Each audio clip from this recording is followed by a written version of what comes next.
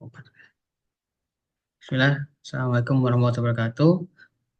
Perkenalkan, kami dari kelompok 4 untuk studi kasus ini optimalisasi jadwal rute dan distribusi pada perusahaan logistik PT Asio yang beranggotakan saya Fahri Ihsan, kemudian juga dengan Ibu Yayu.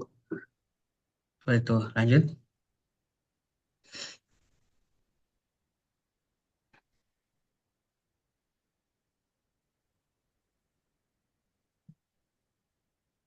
Ya, sekilas pandang, jadi PT Asio adalah salah satu perusahaan elektronik di Indonesia yang memproduksi atau menyediakan komputer, laptop, smartphone, atau komputer tablet dan sebagainya.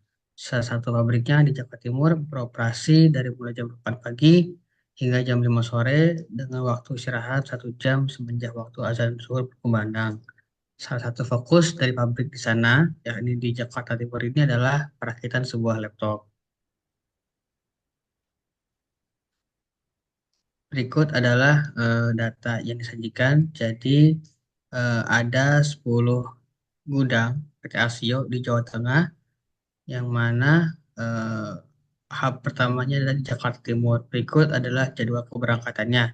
Ada jam 10, jam 8, jam 9. Dan waktu tiba di tujuannya ada jam setengah 4, jam 5, dan seterusnya. Seperti itu. Nah, kendaraan yang digunakan adalah CDD atau CDE box. Seperti itu yang masing-masing eh, muatannya itu ada yang 2 ton dan ada yang 4 ton.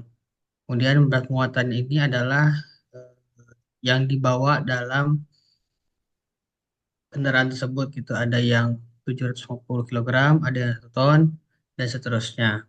Dan untuk pengiriman dari laptop-laptop ini dipastikan bahwa ada eh, asuransi yang di charge dari harga per laptop sebesar 100%, sebesar 1%. Lanjut. Data gudang. Iya. Oh, jadi di gudangnya itu ada, lanjut, lanjut aja.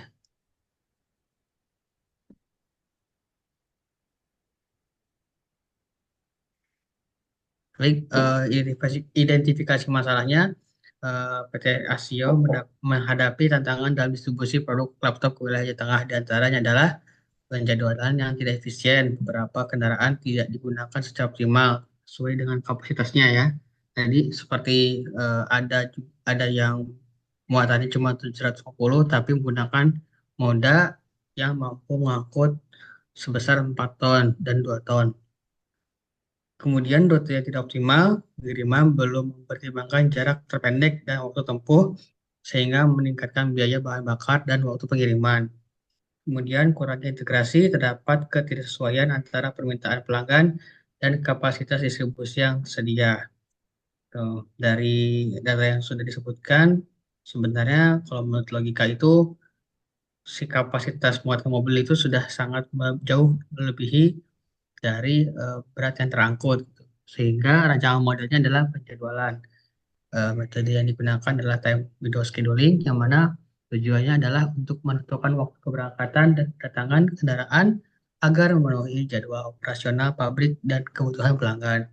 Kemudian untuk rutenya menggunakan CVRP atau Capacity Vehicle Routing Problem, yang mana metode ini mengoptimalkan rute pengiriman agar menempuh jarak terpendek dengan kapasitas kendaraan yang digunakan. Yang terakhir adalah distribusi barang, yang mana menggunakan metode linear programming, yaitu mengalokasikan barang sesuai dengan permintaan masing-masing wilayah dan kapasitas kendaraan.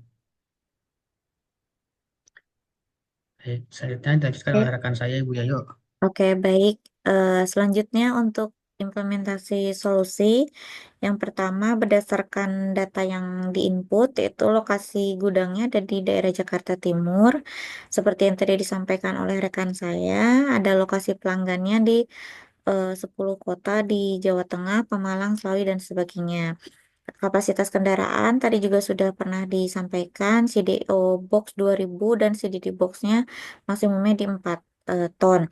Permintaan pelanggannya sesuai tabel jumlah pembelian di setiap kotanya. Nah, metode yang digunakan untuk optimalisasi ini adalah yang pertama penjadwalan, yaitu tujuannya adalah menentukan jadwal optimal keberangkatan dan kedatangan kendaraan tentunya.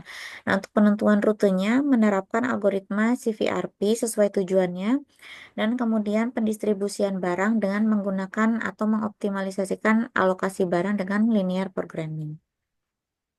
Nah, eh, evaluasi hasilnya singkat cerita setelah menggunakan metode-metode yang tadi kami sampaikan, dengan kami tidak bisa tampilkan satu persatu karena datanya cukup banyak. Namun dalam hal ini kami sudah melakukan evaluasi hasil dengan berupa resume saja. Atas metode operational cost gitu kan ya, dan tim efektivitas waktu termasuk utilisasi transportasi. Nah, kesimpulannya adalah sebelum dilakukan optimasi, eh, biaya operasionalnya itu mencapai 100%.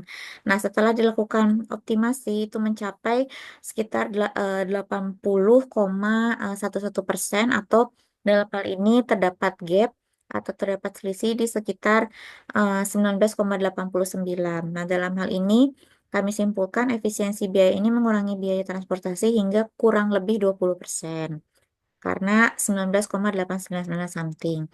Nah, yang berikutnya efektivitas waktu sebelum optimasi itu ada 90% yang sudah kita analisa dan setelah optimasi terjadi penurunan, mohon maaf, terjadi penurunan sekitar 70%, mohon maaf, atau sekitar gapnya ada minus 20%. Nah, yang artinya adalah memastikan semua pengirimannya itu tiba tepat waktunya. Nah, yang berikutnya adalah utilisasi kendaraan, yaitu mengoptimalkan penggunaan kendaraan mendekati kapasitas maksimal. Ya, artinya adalah jangan sampai ada kendaraan yang kapasitas maksimalnya misalkan 4 ton, tapi hanya terisi di setengahnya atau mungkin hanya 10%-nya saja. Nah, oke, jadi setelah dianalisa dengan menggunakan Excel gitu kan ya, menunjukkan adanya perubahan persentase atas biaya, waktu, dan utilisasi setelah dilakukan optimasi. Nah, untuk itu Bapak dan Ibu sekalian, eh, kami melakukan analisis bahwa kendaraan CDD box itu sebetulnya lebih cocok untuk wilayah dengan permintaan tinggi, yaitu seperti Semarang. Nah, lalu rute pengiriman itu perlu mempertimbangkan kombinasi beberapa wilayah dalam satu perjalanan. Tujuannya apa? Tujuannya adalah untuk mengurangi jumlah perjalanan.